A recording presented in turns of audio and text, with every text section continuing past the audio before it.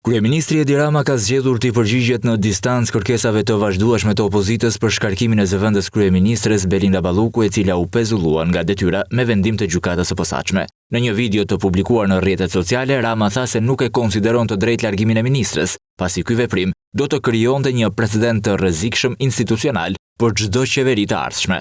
Heqja e ministrit në të rast nuk do zgjidhte këtë problem themelor, po do krijonte një problem themelor më vete për të nesërmen, jo për mua, po për çdo qeveri, pasi miu i çbalancimit pushteteve, që do të kalonte këtë herë në mustaqe me idenë se ministrat mund të hiqen pa gjyq, mund të hiqen pa vendim të formës prerë, mund të hiqen pa dorëheqje, mund të hiqen pa vendim të kryeministrit, dhe thjesht mjafton një mas sigurie në një gjykatë shkallës parë, do të kthehej në ujk që do kafshonte qeverit, do përbuste parlamentet, do përqeshte votën popullore. Rama theksoi se pezullimi i Ballukut nuk prek vetëm figurën e saj personale, por bllokon një sër procesesh të rëndësishme qeveritare, pasi ministri, ndryshe nga çdo funksionar tjetër publik, ka autoritet ekskluziv në firmosjen e vendimeve të dikasterit. Ndryshe nga çdo funksionar publik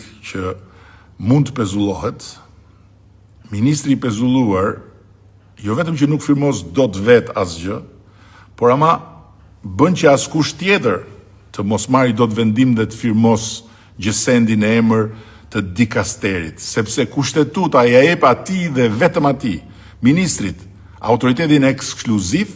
Për këtë arsye, sipas tij, shumë çështje kanë mbetur pezull, përfshirë marrëveshjen e fluturimeve me Kanadan, 10 vendime të qeverisë dhe leje ndërtimi në infrastrukturë që nuk mund të zbatohen pa firmën e ministrit. Edhe pezullimi i ministrit është absurd si koncept, sepse është bllokim i krejt zinxhirit vendimarrjes për sektorët që ministri mbulon.